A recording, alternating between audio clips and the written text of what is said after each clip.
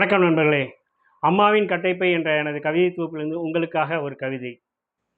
அதே முருகன் தான், அதே சிவன் தான், அதே காமாட்சி தான். கோபுரங்கள் இல்லை, சுற்றி வர பிரகாரங்கள் இல்லை, கற்சிலையும் இல்லை. புரியாத மந்திரங்கள் ஓதி அர்ச்சனை செய்ததில்லை. நாள் நட்சத்திரம் சொல்லியெல்லாம் வேண்டியது இல்லை. தினசரி பூஜை கூட இல்லை.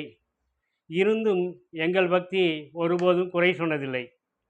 அவ்வப்போது வேண்டுதலை நிறைவேற்றவும் தவறியதில்லை. தொட்டி செடியெனத்தான் இருக்கும் இடத்திலேயே அடக்கமாக இருக்க பழகி கொண்டனர்.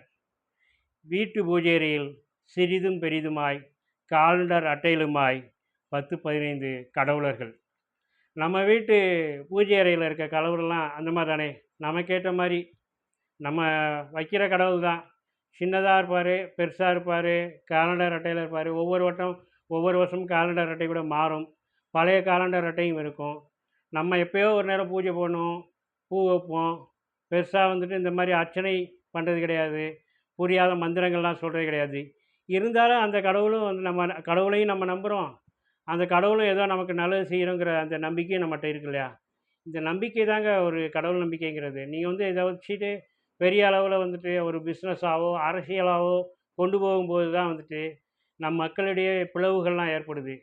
எப்பயுமே உங்கள்கிட்ட ஒரு பக்தி இருக்குதா, ஒரு ஆன்மீக நம்பிக்கை இருக்குதா, அதை வந்துட்டு உங்கள் வீட்டு அளவில் வச்சுக்கிட்டு அதை அதோடு முடிச்சுக்கணும். ஏன்டா உங்களுக்கு வந்து தேவை வந்துட்டு ஒரு சின்ன ஒரு ஆறுதல், சின்ன ஒரு நம்பிக்கை, நமக்கு கடவுள் இருக்கிறார், நமக்கு பக்கபலமாக இருக்கிறார் என்ற ஒரு ஒரு ஒரு பாதுகாப்பு உணர்வு. அதை வந்துட்டு அந்த அளவோட வீட்டு அளவிலே வச்சுட்டோம்னா நமக்கு வந்துட்டு நம்ம வீட்டுக்கும் பிரச்சனை இல்லை, நாட்டுக்கும் பிரச்சனை இல்லை. புரியுதா? நன்றி, வணக்கம்.